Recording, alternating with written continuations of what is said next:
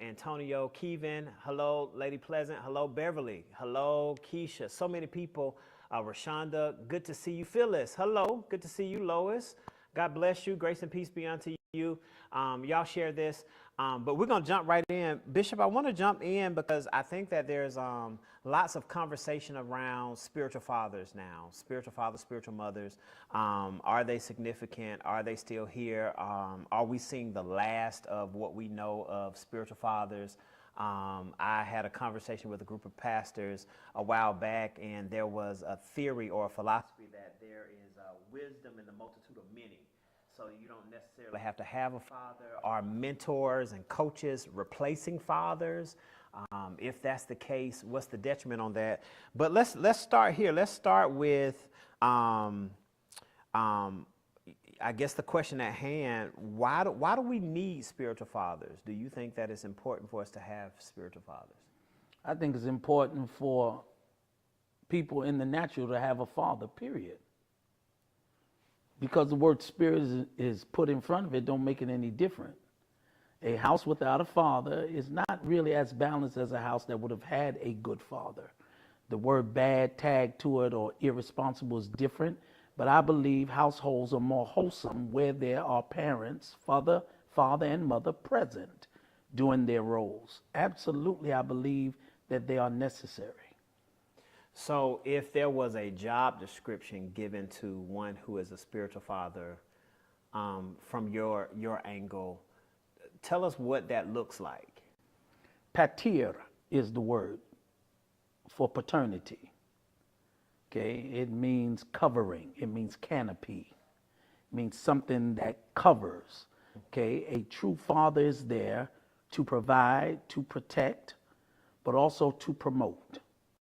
All right, and that's the word I think is missing from kingdom language, kingdom linguistics, is promote.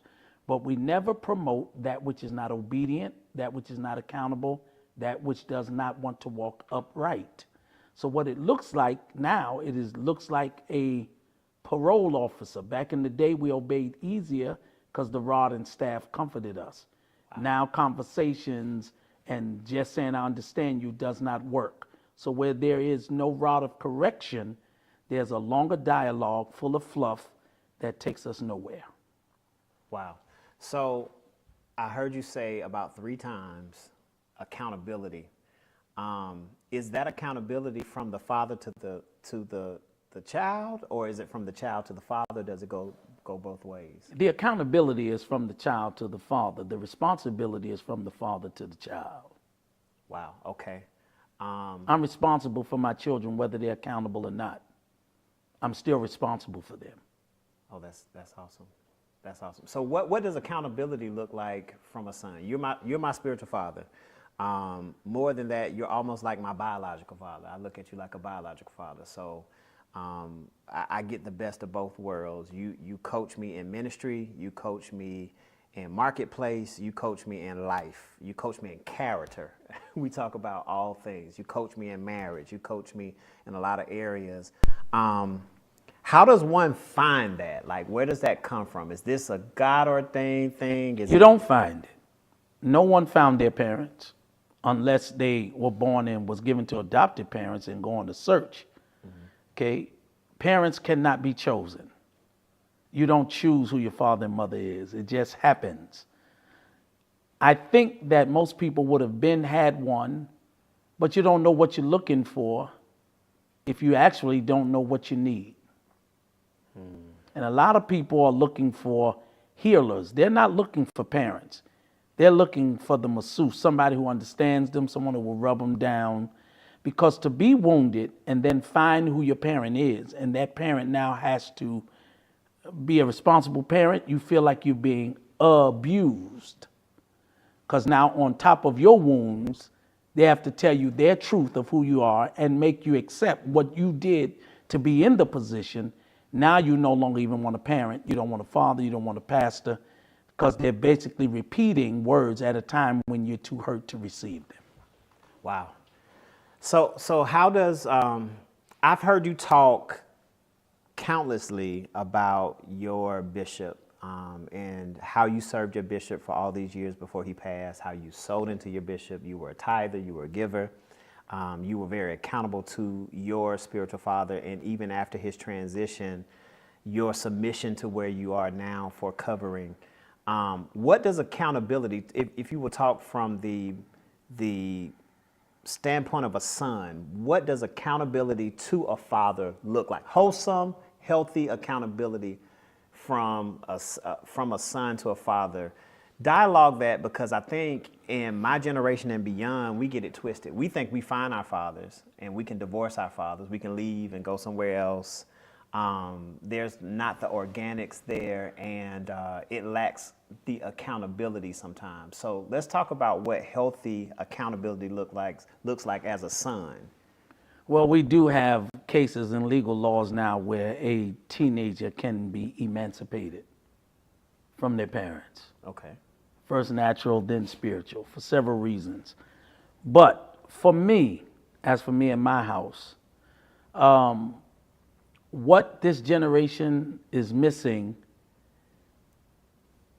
is not knowing that everything that I have that you have to ask to use, clean the house that you live in. Sometimes we'll charge you rent to teach you a responsibility. A car, tell you bring it back on full. What they don't know is everything that they are being given access to when the father leaves, if he's done his responsibility, it's theirs. They don't know they're sowing into what's theirs. So they want something separate to say, that was my dad's, this is mine.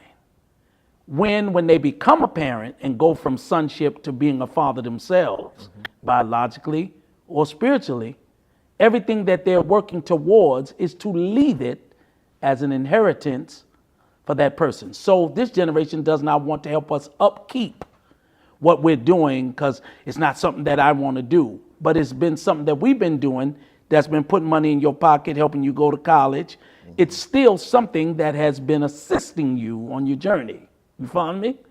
Therefore, if they will start thinking from a better space, and that is, I'm actually upkeeping what will actually be mine. Wow. It's theirs. Wow. If I was to become deceased today, God forbid, if my children who are accountable remained accountable, the most accountable child, their name is on my will. It is then at their discretion amongst their other siblings and other people. But I give everything that I have to the most accountable child. Wow. Who thinks and worked with me to achieve and maintain it. It's theirs now. There's nothing I can do about it. Nothing I can say about it.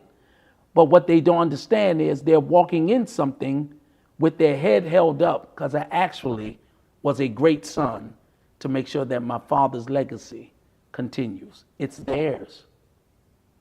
So let's talk about legacy. A month and a half ago, we were out to eat, and I was talking about legacy. And as a son to a father, how I wanted to do certain things to make sure that your legacy can live on forever.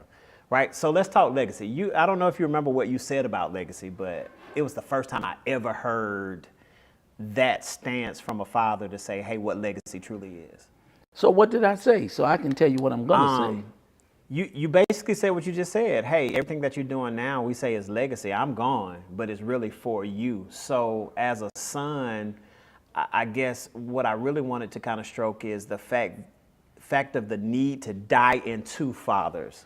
I think a lot of times we compartmentalize when we say that this is my father. We give certain things, but we won't really die into that. The need for more sons to really die into. The key word in legacy is leg. If you run track, everybody has to run a leg. Legacy, leg-I-C. A lot of people want to stand on their own 2 feet when sometimes standing on the shoulders of them that have strong legs is better. You are supposed to stand on the shoulders of your fathers. You don't have to stand on your own 2 feet except when he's teaching you. He's saying, learn to do this for yourself. Here's my belief about legacy. If there's no one that can keep it going as you had it and do it better, you don't have one. Okay, period. If I give you a car that I bought back in the 70s and I gave it to you as a gift and you don't have vision to see what I saw in that vehicle, you would still have it at the value of $6,000 as a shell. But if you took it and saw a vision for what I gave you, you can take that up to $250,000 because you started investing in what was left. Wow. Okay? Legacy says, take what I left you, see what you can do with it. Do it so well that you tell people the part I did was the building, but what I did could not stand if there was not a foundation. Those who leave you with a foundation. Everything you do from there is you build upon it. And I think a lot of people no longer want to build upon what other people have done because this new mind, my vision. Yes. What did God show me? If all of us had visions from God, no one would get anything complete. Wow. Wow. If everyone in the world had a vision from God, no vision would be complete. Wow. And everyone that gets a vision is now hoping that somebody else who they wouldn't support supports their vision. So you say support is not necessary, but it actually is, because when you start your vision, you're starting to pull on people. And what if they say, I can't help you, I got a vision? If everyone's living off of a vision, nothing will get complete. Somebody has to have the heart of assistance. Jesus was so kind, and this is going to answer your prior question. Jesus was so kind when he knew he was going to leave.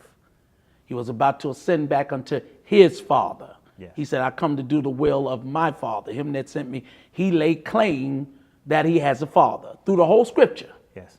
My Father, when you see me, you see the Father. That's legacy. He's never absent if I'm present. That's legacy. Wow. He's always visible even when he's invisible. That's present. You have his mannerisms. You have his ways. You have his understanding. You have his wisdom. You have his knowledge. Everybody wants people to say they like you, but it hands down. But here's the question. He said, when you go to God on your own, please start off your prayer as this: Our Father. I'm sharing him with you. Don't go to him like you are already his son. I'm giving you access through my sonship to him. Let him know who introduced you, because I am his only begotten son, and I've just went and begotten him some more sons. So when you approach him, he knows the only way you can call him Father is I gave you the permission. Wow. Let him know you know where he is, which art in heaven. Let him know that his name is holy. Hallowed be thy name. Let him know you want to do his will. Let him know you need his assistance. Keep the evil away from me. Let him know you need him as much as I did. And what he's going to teach you in the long run is you already had me when you had my son, because everything he did like I would. Man. It's important that we stop acting like we need to be our own entities, because that's the desire of a demon. Satan wanted to be God. He wanted to be a separate entity. And for him to be God, he's no longer accountable. He's no longer submitted. He now gives the orders. If there was a quadrant, if there was a fourth person in the Godhead, facetiously, it would have been him. He stood before the throne worshiping. He didn't like his posture. He didn't like his position. He wanted to exalt his throne above the throne of God. And that's where the disrespect comes in. When sons feel like they know more than their daddies, can do more than their daddies, see more than their daddies, and stop listening to their daddies. Most people will say that anyway, ain't never had a real good father. So let's talk about that, because you had both a good biological father, and you had I still have that. Right, and a bishop. And I miss that. Was a good spiritual father. What did that do for you from a balance standpoint? What did one give you that the other couldn't give? And people like me that didn't have a good biological father, who now has a good spiritual father who's happened to help me in the biological area. What's the balance that you look for in there? My Because I want my biological sons father, to have Aaron that. Hall, gives me conversation. He wants more of it. The problem, if I can use that word loosely, between me and my father is I don't talk to him as much because I act more like my bishop. He was a man of few words. So a lot of his characteristics are in me, and sometimes they can show up at a time when they shouldn't when it comes to me and my biological father. Because Aaron Hall can talk, holds great conversations. When I only knew him, I talked. Then when I got with the other, he's a man of few words. On the phone, 30 seconds, goodbye. But them 30 seconds are so powerful that they keep me going for 30 days, 2 months. So you have to know that which is for your flesh is flesh. That which is for your spirit is spirit, marvel not. So when you get a spiritual father, that's for your spirit. But most people try to make him take the place of the flesh.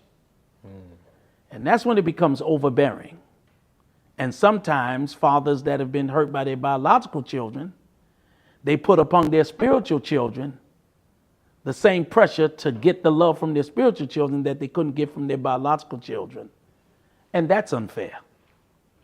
So you have to know the extent of these relationships. Okay, and that is this. When you say, I am your spiritual father, if I heard your words and I just took that statement, I would limit myself just to spiritual matters.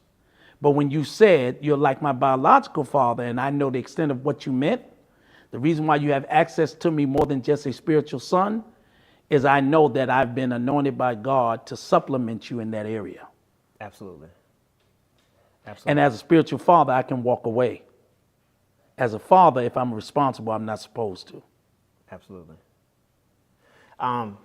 Why is it now that people think it's weird? If you go into any of my churches, there's my picture and there's your picture. You saw it for yourself. And my picture, your picture has your name on it. My picture has Brian Tyrone Pleasant Hall. And everybody, not everybody, some people have said, hey, don't you think it's weird for you to be that invested in your man of God? I hooped for the first time. I'm learning a couple of weeks ago. Now, I tore my voice up for 3 days, but I was trying to hoop like you. Come on, you see, I practiced it. I changed keys twice. Everybody looked at me like, where you But get please this make it from? known, I didn't request that. No, you didn't request that. You told me to be the best man that I could be because that's who I was. But as a son, I desired to be like my father, right? People have said even when we go places, they was like, oh, I know you're part of Shabach. I see you dance. You dance like the Shabach people. They like you drunk the Kool-Aid. Why is it like a bad thing now for, I know people say don't be a copycat, but I just think it's the cat that you're copying. If you have legacy and you have somebody who is as powerful as you are, I know a bunch of preachers out there that we can name that are greats, but I don't know another Todd Hall. I don't know anybody who can do what you do how you do it, do what you do. I think that you were blessed to give us that. Is it wrong for a son to desire that? I personally don't think so. There are very few people that I lead who actually place upon me the value that they give me. Like I've walked in 2 or 3 of our churches and I see my picture up there. It's Chief Apostle. I never call myself apostle. I don't use words. I don't use titles much. And it does something in the place of being valued. It makes you feel valued. When I grew up in church, we always had our leaders' pictures up. Always. In every church I grew up in as a child in the 60s and 70s, Daddy King's picture was up, Mabel King's picture was up. Bishop Frederick Washington's picture was up, and Madam Washington's picture was up. Dr. Howard Kelly's picture was up, and Madam Washington's picture was up. And when the next preachers came in, if they did not disrespect, they let them stay up for a while because it's the way that people remembered them. A picture that's up says, this is the person that I want to continually see elevated in my eyes. So you elevate them through pictures. Now, here's my issue. I don't see nothing wrong with it. The black church in particular uses words loosely that they have no full definition of, and that is you're worshiping that man. You're worshiping that woman. You're making them a god. Let's kill some of the foolishness. The Bible says we are all little gods, small g's.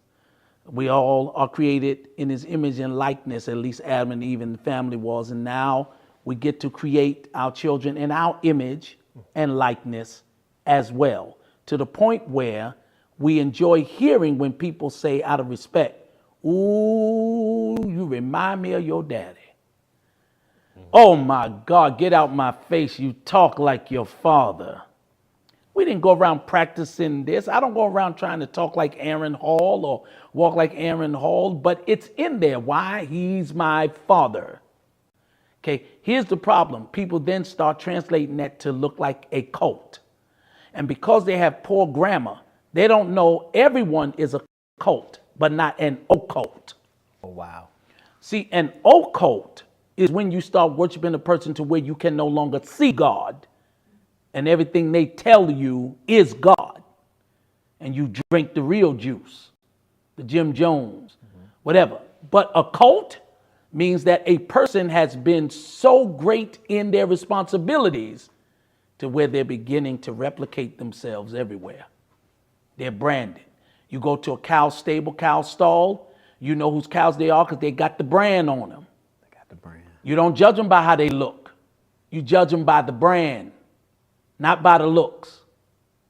Yeah, you should talk like your leader if you stay around long enough. You should have some of the cliches, some of the nuances of your leader. If not, you're dipping and dabbling somewhere else because that's not yourself. We're always being influenced by someone else in the whole world. Yeah. All of us are always being influenced by someone else. But do we have to take who we influence into us? That's another story. Okay? They have two garbage things. They look the same. In my neighborhood, you got one with a blue top, one with a green top. It's for garbage. Except one is recyclable for boxes. So you have to know particularly why. Yeah. If you stayed with me and you did not get a little hoop, just one, then you didn't stay around long enough. But if you were with me back in the 80s, you would be just like me because all I did was taught. I went through several cycles to get back to hooping a little bit. Several. I went on my search of Frederick Price, not to be a father. I went on my search of black and white preachers, male and female, to learn where the world was going. I went to props. I watched Rod Parsley go forth. I found out who his leaders were. So whenever I admired someone, I looked for their leader. And if I couldn't find a leader, I'd stop admiring them. I needed to know where they got what they got from. If you get sick physically and it's contractable, I'm sure you want to track where it came from. Yeah, okay. So we can go after finding out where we got the worst things in life from, but not brag about where we got the best things in life from. Right. So that leads us to succession. As a father, I've heard you talk a lot about not just apostolic succession in the bishopric or in Episcopal order, but just succession, period, that sons can be traced through DNA. Do you think that we're coming in a time now where there will be sons that won't have DNA because we're taking on more orphans than we are taking on true sons that take on our true identities?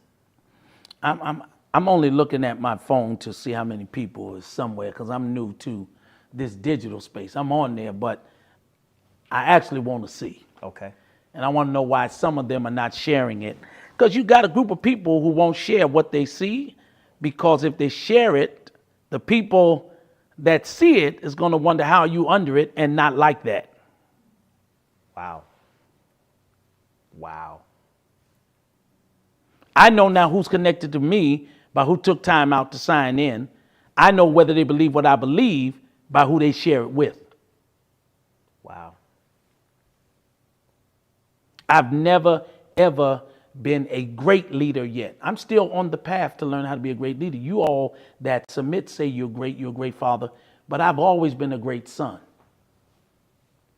I brag in that.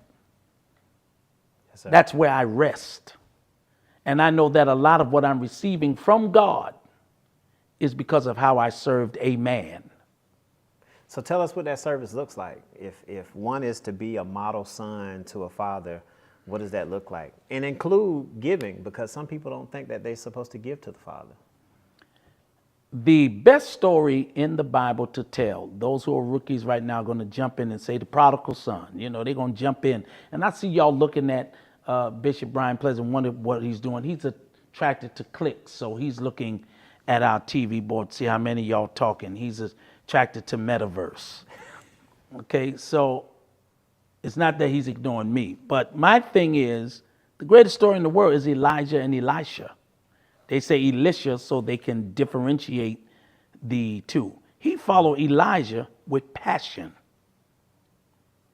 You don't see any problems. Every leader has a fault, has a default, some to their demise. Every leader has a form of an addiction, habit, or flaw. The Bible then says, I'm about to blow your mind. I wasn't going to take this track, but I am now, that all have sinned and come short of the glory of God. Yes. But we do not have any written sins of Elijah. And people thought that would be because he was a type of Christ in school, or that he was a God because he had no ending of days and we don't know who his parents were. Wow. But the reason why you hear nothing is his son said nothing. The reason why you hear nothing is his servant divulged nothing. Mm-hmm. He was not just loyal to his prophetic, he was loyal to his person. Oh, this is good, sir. What now? This is good. He wasn't just loyal to his prophetic gift. He was loyal to who he was. So we know nothing from a human standpoint of Elijah. Mother, father, beginning, days, ending, nothing. And trust me, he's human. Because the book of Jude then says Elijah was a man such as like passion, such as we were. It lets us know in Jude that he was absolutely human and flawed. Yes. Here's the point. When he's about to leave, when the chariot or whatever's about to come carry him out and take him into the metaverse, he tells his son didn't ask him, he tells his son 3 times. Yeah, stay. You can leave and start your own. Mm-hmm. You have enough of me, enough knowledge and wisdom, and you did it right, that you can start your own. The first thing son should learn is what Elisha said. He said, as long as your soul lives, why would I go as a son to start my own when I have a father? This is good. Who can continue to take me further. I have a father who can continue to take me further. Real fathers take you further, but you have to listen. Wow. So some people don't have fathers, but they also don't have furthers, if I can make that word up. And where they stop being sons, they cease going further. So everything they say they're blessed in is a pseudo lie, because they want you to believe that they are doing good without you. Bishop.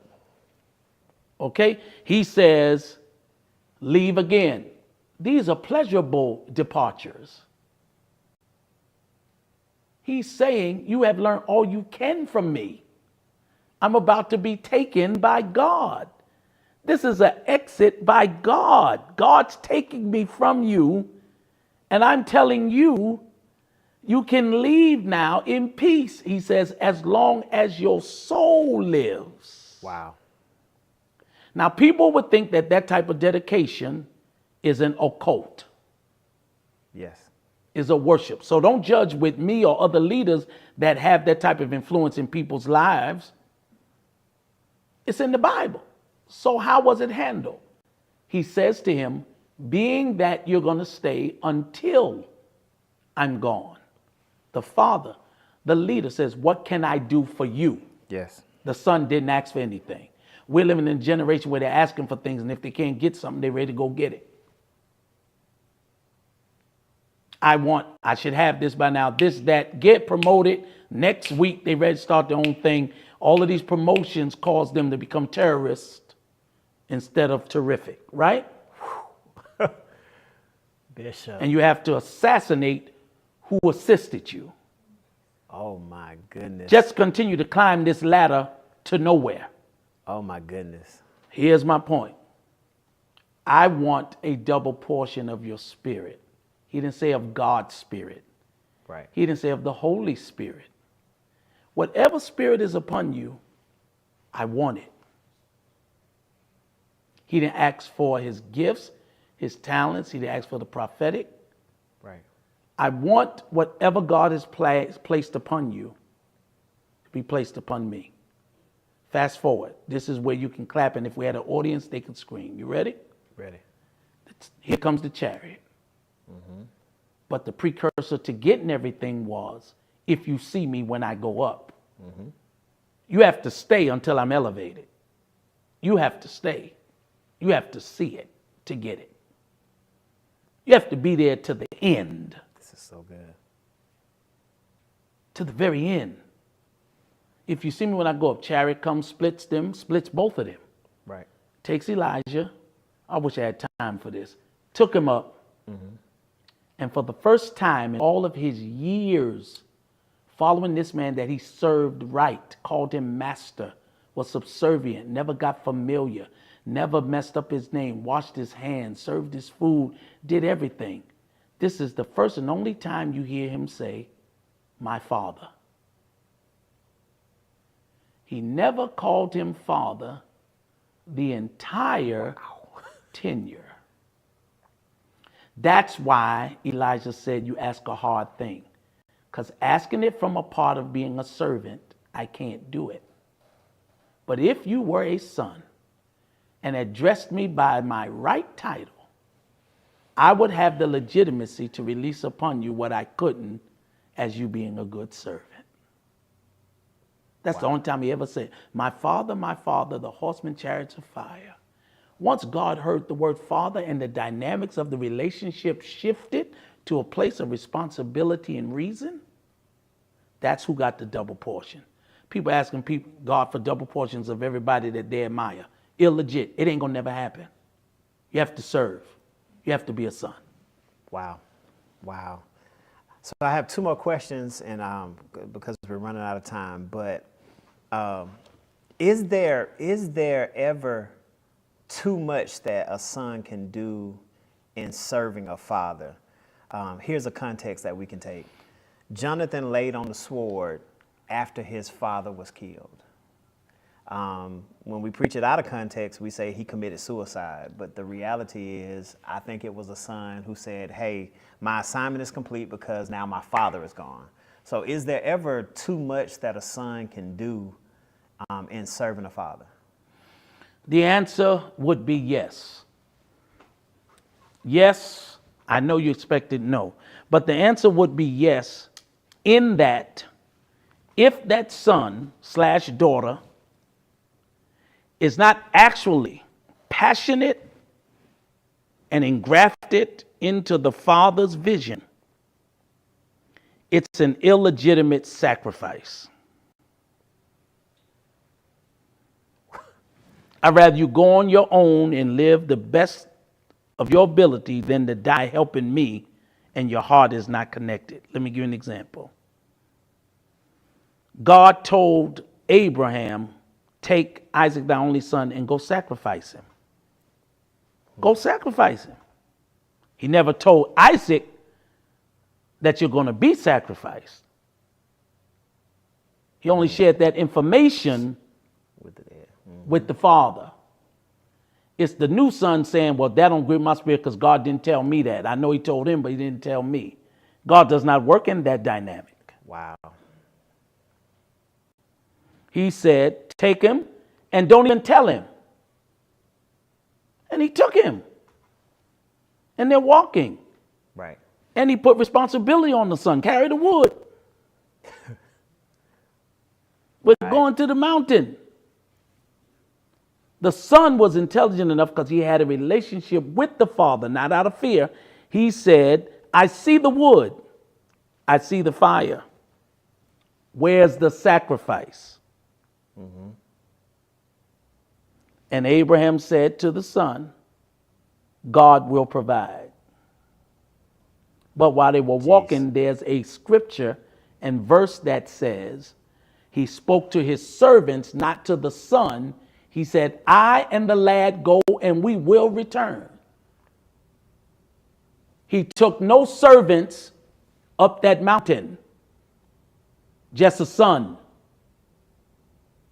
And a lot of people who call themselves spiritual sons are nothing but really servants of your ministry. Then they get jealous because there's a certain group that have more access than they do because you're serving, but they are actually sons. They're carrying parts of the wood, the fire. They don't know what's going to happen. They're following you blindly. Oh, my goodness. Blindly. Oh, my goodness. They're walking up there. And this is what he said, I and the lad will be back. Oh, my goodness. And the son willingly laid on that altar and allowed his father to rope him, because the son asked the question, because somewhere in his spirit, if he knows his father and his father's faith, he knows, I'm the sacrifice. I'm the sacrifice. I am the sacrifice, and I'm going to be a great son. I'm going to lay down. If this is how my father and God became who they are, and my mother gave birth to me when she wasn't supposed to at an old age, I'm going to submit to that God. And he laid down. And Abraham was about to kill him. He didn't slow stroke. An angel had to call his name twice. Abraham, Abraham, do thy son no harm. He had to call the man twice because the man loved God enough to kill his son. There are no real fathers if they're not willing to sacrifice their sons. But we're always praying that God will call our name and say, leave him alone over there, there's a ram. But we cannot treat servants like sons. And a lot of people come to serve ministry, serve your church. They leave because they were never connected enough to be a sacrifice for your ministry. Is that through breaking covenant or is that through deed? It all depends on who you're addressing, the son or the servant. The son. Well, the son or the servant. Those that come who become sons, do I become son through breaking covenant or do I become son through deed? You know, my father, I already told you, I always talk about my leaders. My father is Aaron Hall. Let me ask you something. You ready? I'm ready. I've been following him blindly for 60 years because we ain't never had a blood test. I don't know if that man's my dad. But I've been told that I am. I grew up believing it. He says he is. My mama say. Yeah. It would be insulting for me to go to this man who raised me since I've been born, took care of me, who I believe has been my father all the time, and everybody says he is, and ask him for a blood test. That would be very insulting. This is, y'all okay? Everybody breathe in, breathe out. The studio audience, all 200 of them are laid out. We have no altar workers. Yeah, but I want to give you a reason, because all my brothers are dark-skinned and tall. I'm short. I'm brown. I'm 5'6". My brothers Aaron, Damien, Darren, they all 5'11", 6'2", 6'1". When people see us all, they say, Damien looks like your father. Oh, boy, Nikki talks like your daddy. But I'm the firstborn. And I don't have height, color, hair. They all can grow their hair. I have a lot of reasons why I could say, can I have a blood test? But that will come from a place of insecurity. And insecure children are worse than faithful servants. I'll leave that. Most leaders are insecure. Jeez. That's why they protect their sheep, treat them like it's their foal, act like they're the pimp with a bunch of prostitutes. These is my property. Goodness gracious. because they've never been properly sired themselves. My father made me share with my brothers. I had to cook for them because I could cook when I was early because of the dynamics of our house. You know, beans and franks, boiled beans, eggs, scrambled, cut the beans in it, whatever, but we ate. We were not poor in mind, but we didn't have things. But my father taught me how to share my bike. I said, but it's mine. He said, let your brother ride. We had to learn these dynamics, but only the father could set that rule in order. My goodness. Only the dad. Then when we got down to he didn't listen to me, so I beat him, my father said, that's one thing you can't do. You will never be his father. Wow. So we got a group of people starting fellowship, brothers on brothers fighting. Right. Because they ain't going to never, at the end of the day, see another brother as a father.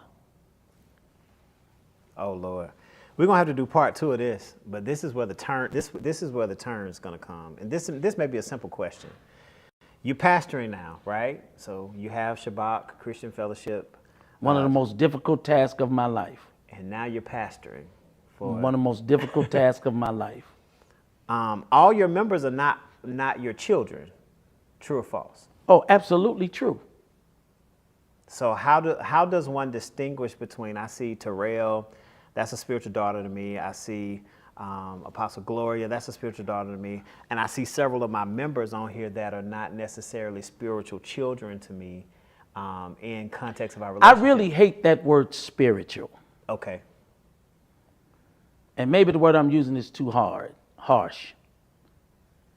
I don't fully see the difference in my kingdom sons and my biological, except my responsibility to the biological as they grew.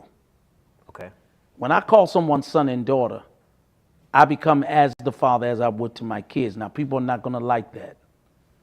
My job then is to protect their destiny and to make sure they reach their destination.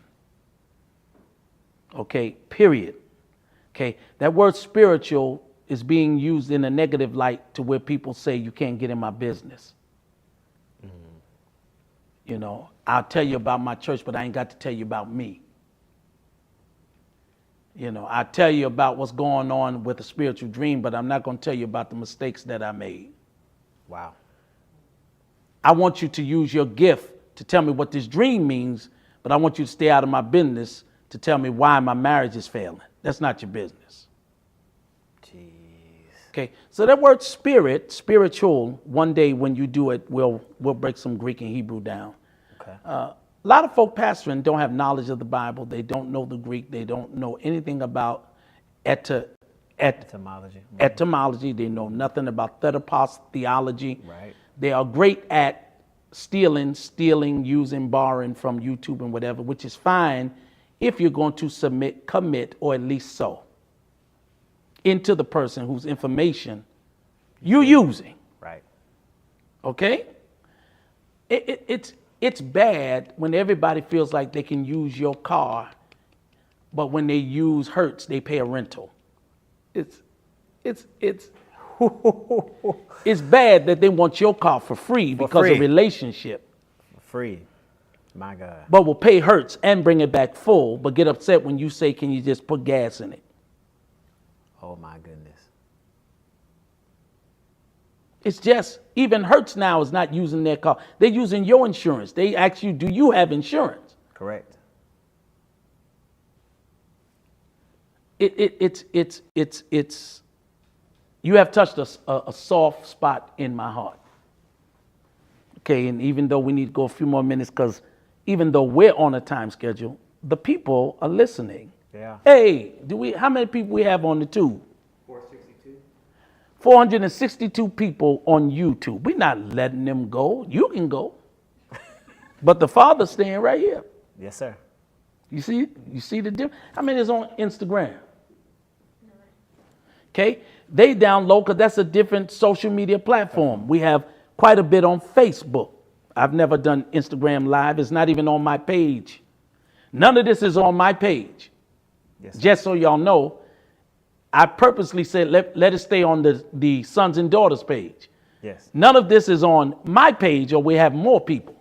Absolutely. None of the videos, I didn't even share it. It's not on my page.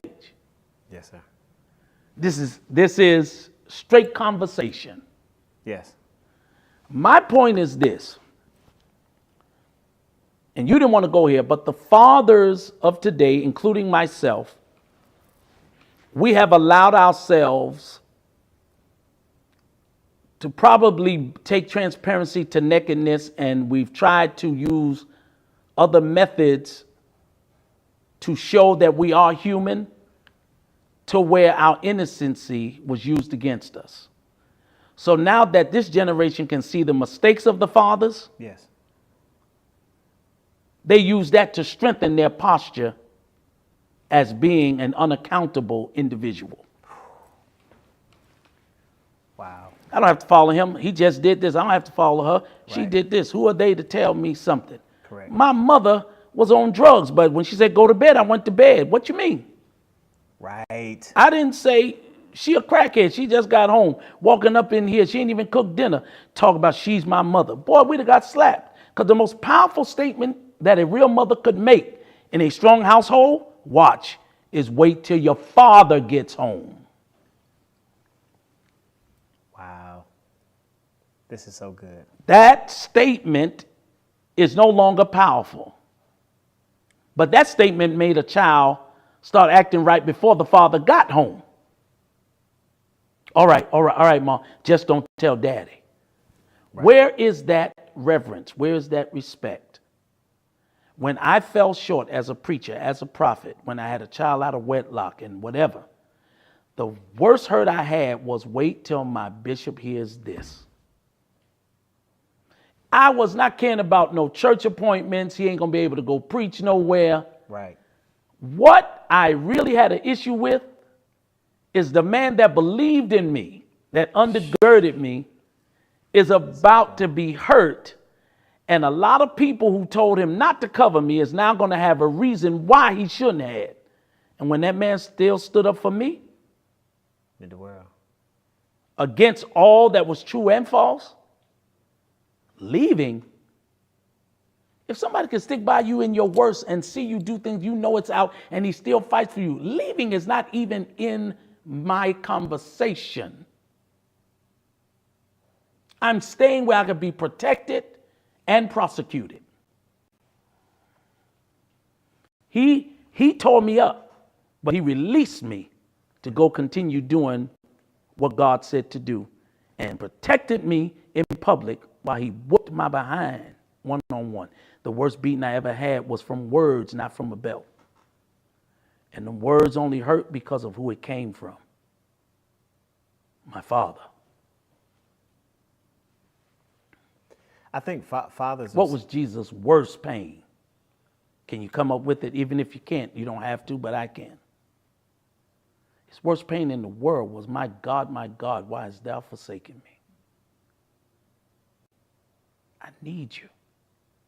He elevated his father's title to God. He said, even though you're my father, I know you got more power than this. Let's get this over with. And people want out of their spiritual fathers what they couldn't get from their biological fathers. Then when we give you what your biological father didn't get, you leave us. Right. And we just gave you what you said you never received. That's true. That's painful. And that has caused the church to be in this vicious cycle that it's in. People come and go. I just heard a man, I won't say his name on, I know if it's public that should be able to talk about it, but I'm not. And he had to get up, similarly I did, and say, if you join my ministry because you feel God said you're my wife, please leave today. Prominent preacher. That hurt me to hear him have to say that, because that should have been the job, if there were present, of a father. But he has to get up and protect his own humanity by making a statement that could empty his church, because now you're being looked at as a leader, but as an equal. Man. You're my leader, but you're my equal. So whoever the women were, you are anointed, but you ain't anointed if you don't have me. And to watch him, it's on IG, it's viral. Wow. I said to myself, the members should know how to separate spiritual father from emotions. They don't know how to do it. This generation does not know. Their emotions are their pastors. Their emotions are their bishops. They are led by emotions. Most of this generation now, very emotional, anointed and emotional. Yes, sir. Go ahead. So let's take a controversial turn. Y'all like and share. It's about to get crazy. Yeah, real I quick. wished everyone would have shared this by Share now. this. I see on the, I don't know how to read it, but I have my babies helping me. I see Facebook on YouTube with the F's, and I can tell what platform you're coming in from, looking at it. But I want y'all to come on. I want y'all to come on, because we're going to end here, because I'm a father that has to preach tomorrow, and I'm a father who needs to have at least 2 hours to hang out tonight. But go ahead. Yes, sir. So two questions. This is going to take a controversial turn. Just like we have spiritual fathers, now we also have spiritual mothers. And is it important that you have both and or either or? No, a paternity, the matriarch, the patriarch, there are single mothers that raise great children. You don't have to have both. God empowers someone to be your covering. He doesn't empower some two to be your covering. He empowers someone. He doesn't need a plethora or multiples to get it done unless you're just that stiff-necked and hard-headed and you need a mama and a daddy or a female and a male. That's not the point. The point is he empowers someone to deal with you as a whole. He does not need you to have both genders to fulfill an agenda. Do you think that some have been affected by having more women present in the church to teach and be mothers? I've heard, we've had dialogue before about women being present to teach men how to pray. So they take on a feminine approach to prayer. Or do you think we don't have enough That fathers? old feminine approach is misunderstood, because what you're saying is that they're more emotional during prayer, they're lengthy, because women really touch God till they reach their kingdom climax. So men who pray long and get emotional, you can tell most of them have sat under very powerful, strong women. Mm-hmm. Men who pray quick but yet powerful, you can tell they had men, because most men don't conversate long, period. Okay, but I will say now, because you asked me, I have a preference, because the Bible says in the book of Corinthians that when Paul is talking to men, he even tells women, wait till you get home and talk to your husband. But he's also given the order that a woman's head is her husband, a woman's head is her hair, and all of this, in that little dialogue. Then he releases you and says, if a woman knows who her proper covering is, and she has sat under proper covering, she's proper to cover. Love this. Period. Love it. If a woman has been properly covered and knows what covering looks like biblically, she is proper to cover. Love it. Okay. So this may be a little sensitive because I know you have experienced this, and most of us who have sons and daughters have experienced this. Let's talk about wounded fathers. I was with a group of preachers, and one of my friends said his father was Bishop Eddie Long. Was consecrated by Bishop Eddie Long, was with him for 20 plus years, and has struggled to find a father now that his father has gone to glory. He made the comment, and he said, my pop, he didn't die of cancer, he died of a broken heart. He said when he went through some of the worst moments of his life, a lot of the sons and daughters turned on him, which caused him to not be able to recover, even though they said cancer was present.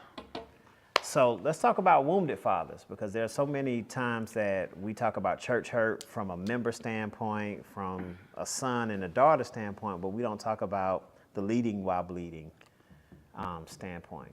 If I came home and you're my son and you're married to my daughter-in-law and I catch you in the room visiting from a vacation with another woman, I'm very upset, I'm very angry that I caught you in this compromising position of you cheating on your wife. I'm still going to talk to you after. We're going to talk, we're going to eat, we're going to continue, but we're going to discuss it. Right? Yes, sir. But if you caught me cheating on your mama, it's a different level. The hurts, the actions are the same, but the response and the in-depth emotion, the expression of it is different. You can tell me what you want to tell me about your mother, fight me, want to kill me, but you can't counsel me out of what I did. You'll probably never have the respect you ever had for me again in that area. And you'll still say, Dad, I always love you, but I can't believe this. We don't get the right to tell y'all that.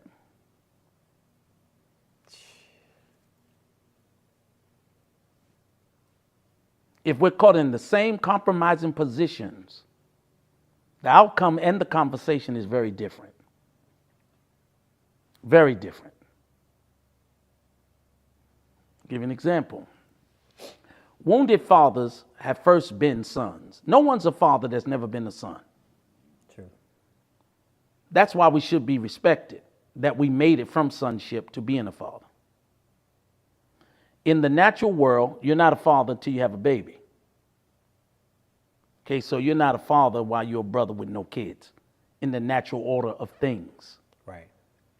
Once you get your girl pregnant and she gives birth, you have become a father against your will. Yes. Whether it was a willing pregnancy or unwilling, you are now considered in court to be that child's brother, right, father, coach, mentor, right, come on, manager. You're the father. Yes. They are then ordered, they don't care about where you work, to command that you support that child. We're commanded by God to support you all. Y'all are not commanded by God to submit to us. But we're commanded. Abraham was blind, could not pick a wife for his son. He called his servant and said, you've been by me greater than a son. Go and find him a wife. Abraham didn't choose that wife. That was his responsibility as a father. He took a servant who walked in the place of a son and told him, go find my son a wife. What a responsibility.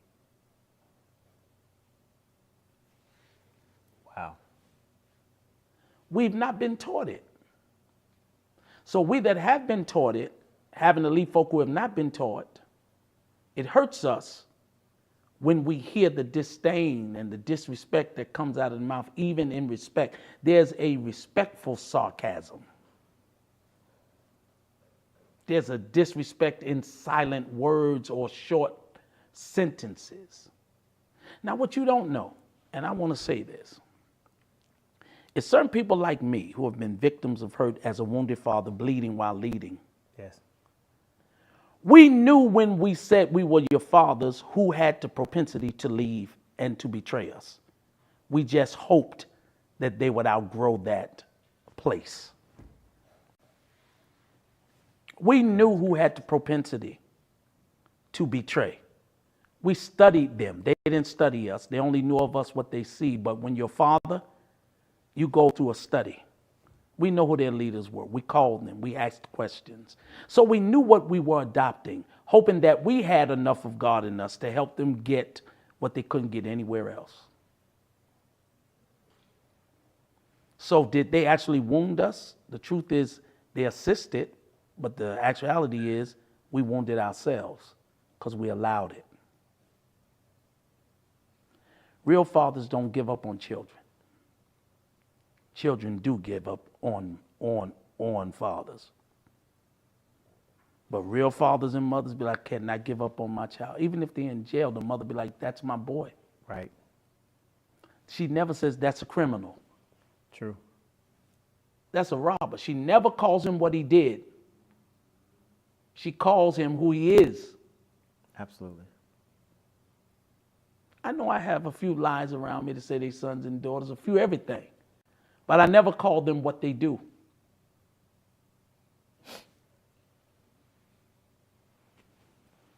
That's good.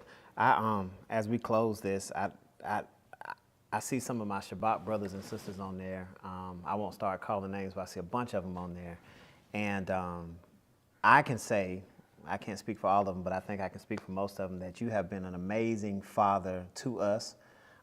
Even when I didn't understand, I met you years ago when you used to come preach for my convocation and things of that nature, and I saw it then, and organically the connection happened. And I went through this period. I was telling Mama Mixon one time, I was like, I don't even think he liked me. Not knowing that because I had never seen a father, that you were really fathering me. I didn't know how to really pick that up. And so I knew at some point, and I say this all the time, and it's just the truth for me, you saved my life. Like, because I was successful, I was all these other things, but it wasn't polished. And to have somebody who could care about my character more than they cared about my gifting, how I could prophesy, what I had, what I could bring to the table, and to finally be able to submit to someone who would say, this is my beloved son in whom I'm well pleased. I think that having proper fathers in place gets a different result for those of us who have been fathered the right way. There's a lot of stuff that I used to do and I would want to do that I don't do now, because I think about, if my bishop gonna see this, am I gonna share this? And then my bishop gonna come and say, man, take that down.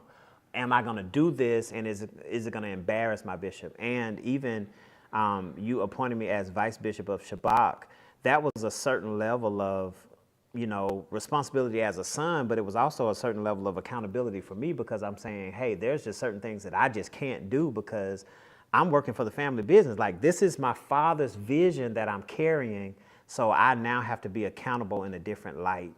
And so I just wanted to surface that context, because there's a lot of people on here that may not have proper fathering or proper covering. So they don't really know what that is. They've not seen it. Some denominations don't. I was Baptist. And you keep using the word. I think the biggest mistake I made is I prophetically covered instead of properly covered. Wow. I prophetically covered everybody who had gifts. And all of them that had gifts, okay, were drawn to the gift, drawn to whatever the gift, whether it was precise, whether it was pristine, whether it was whatever. I'm aware that some use me to help allocate and help with their budgets and everything. Right. I already know what I bring to the table as a father. I've been used as a son by my fathers when I was young. They knew God blessed me in these areas. Now I'm being used by my sons as a father. So usury is there. But here's the big part. Proper covering looks like nothing you've ever seen, because most people avoid proper. Yes, sir. Proper demands a lot of changes, and nothing welcomes change more than a wet baby. A wet baby will cry to be changed, but a grown-up will walk around with a soiled diaper forever. Oh, my goodness. Okay? But nothing welcomes change more than a wet baby. Baby's crying because I'm hungry, I want to eat, or I'm in the hands of a stranger. But some of these leaders who believe that being a leader means that you can't be a child or be submerged in infantile discussions, they will walk around with spiritually soiled diapers and look around at everybody as if they did it when it's in your diaper. They will not welcome change. They will not let somebody get in their drawers and be like, you need to wash your behind and change your underwear. Yeah. You smell. Yeah. That's the only analogy that I could come up with at this time. Oh, it was the beast. That you got clean clothes on top of dirty underwear, and you don't want nobody to tell you you need to go wash and let's be proper. Wow.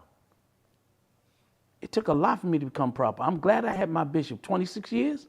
I wasn't going anywhere. He never came to a convocation, never supported me. Now, I support my people when it's necessary.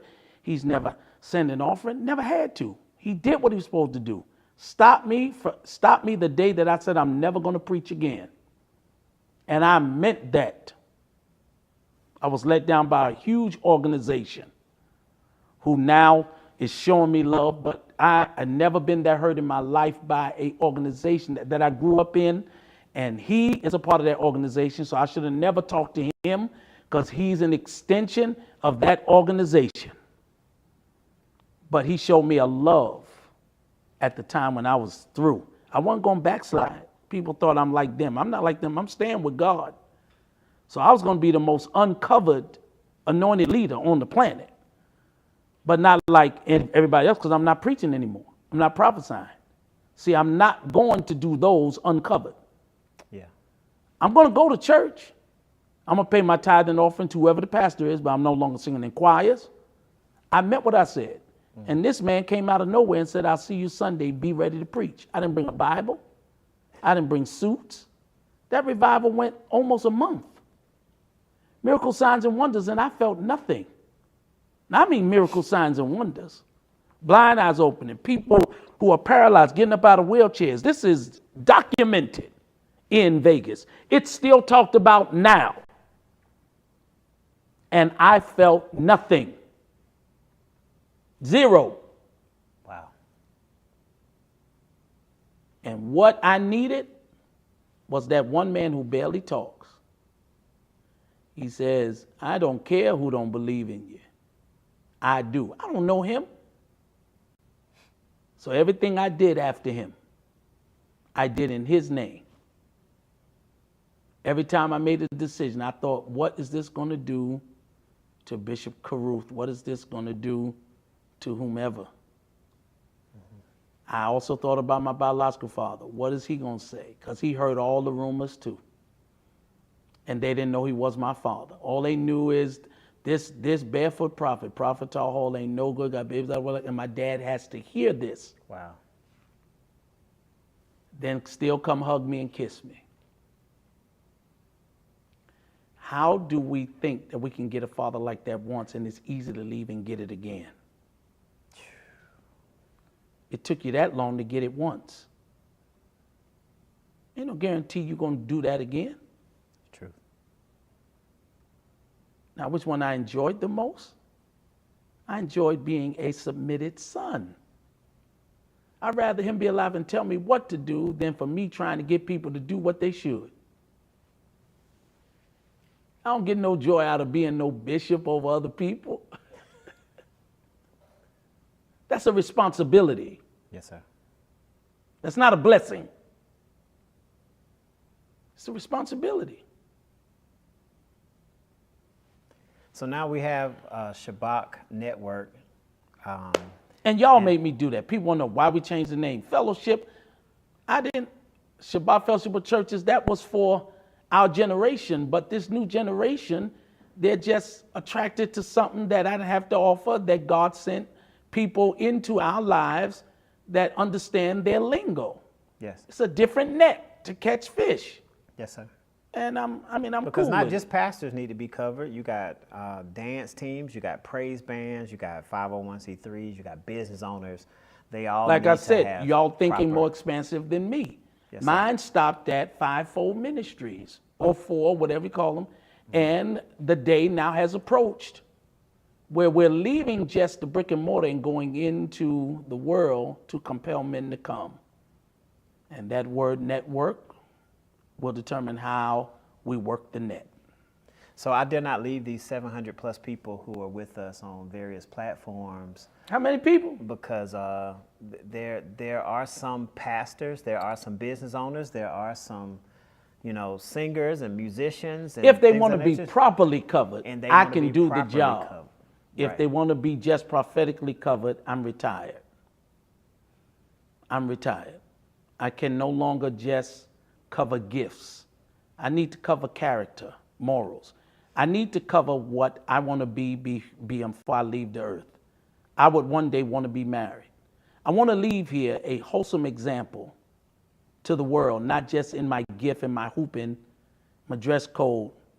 I want people to say, he was a great man, he was a great father, was a great husband. And I still have a few years left, I pray, to get this right.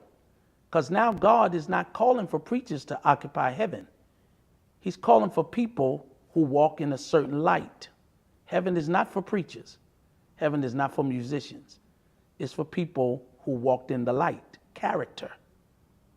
And now I have to do certain things that I never planned on doing. Don't even have a desire to do, just so that when I say it, I am it. Wow. I could say it and mean it. I've been married before, but no one knew me then. They've known me as Single Prophet Hall for over 20 years. But I'm in my 60s. But I've been married. But the new generation don't want to hear about my past marriage. Mm-hmm. Their question is, why you ain't married now? Right. You don't even know what marriage looks like now. You old. They tried to kill my brother when he got married at his latter age, after being married. Oh, he should have never got married. His church dropped off. Church dropped off, but his character grew. Wow. Wow. I think we're too worried about the wrong things at the expense of what's right. Yes. Yes, sir. So those that need to be properly covered, you can inbox us on our Shabach Christian Church Fellowship page. Inbox us and we will reach out to you. We will get you all the information you need to be properly covered. This is a serious work for our bishop. I don't even want to use the word covered. I want you to be protected. I'm changing the word covering, even though you're covered, to the word protected. Some of you are out here unprotected. And unprotected people that keep screwing around with everything, keep leaving illegitimate stuff all over the world.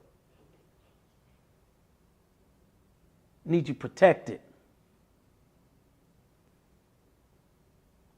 Protected. But we all have a date with a mistake. Woo!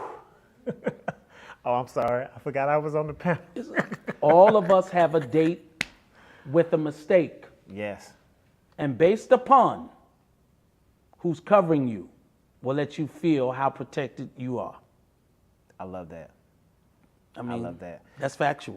Shabach is a great place, and we are doing some amazing things that we would love to share with you. I thank God for our bishop and all that he has poured. I saw several people say we need to do this straight talk session again. So I used to do it years ago. They just miss us, but I think they like that you have a sincere heart asking me questions. I've always been ahead of the curve until recently. I've done everything. Conversations with the prophet. I have done Brooklyn's Finest. I have done so many platforms prior to COVID and during COVID. Season 1, Season 2, 54 episodes. Everybody knows that I played to build character. But when I found out that people could attack, that could literally attack what's trying to help them, it killed my fire and my passion. Now I'm just getting some of that back because there are people back in the seats and coming into my life who says, you deserve to be treated better. You deserve not to work so hard. All fathers, mothers want is to know someone cares about them enough not to watch them die doing what they do. Yes, sir. Yes, sir. Now, yes, sir. Some of y'all know how to sew because somebody wrote it and I saw it. If you want to sow into me today, you can go do that. It's easy. It's just that easy. That's how you know who loves you and cares. It's easy. There is no amount. Just go sow. But more than that, we want you to help us when we start doing what we're doing cross country in our campaigns, in our several ministries and auxiliaries and things that we're going to do. I'm using old school terms. They got the upgraded terms. The auxiliary is very old, right? But the things that we'll do across the world for school, for building, for helping children, for illiteracy, for building houses for the poor, whatever we're going to do, we need partners and people to connect with us, especially you who are looking to sow somewhere where you can see it, we need you to consider being a part of us. Okay, if you can't join us, you can still connect and help us by sowing into our vision. And when you sow, you become a pro to the vision. So that's provision. You be the pro and let us be the vision. And let's do the provision thing. Okay, we need y'all to do that. But today, all of you watching, you can go to Cash App and $Praiseologist. Let's see if you care today. Let's see if we said anything that may have startled you. And you that have huge questions and you disagree with things that we said, please send us those questions, because that's how they can build their next forum. Send us those questions, the things you didn't like, the questions you didn't agree with. Give us the reasons why. We will not duck anything, and we'll come back and we'll take it from that angle. All right. Well, thank you all so much for joining us. I hope this was a blessing to y'all, and we'll see y'all next time. Peace. Peace.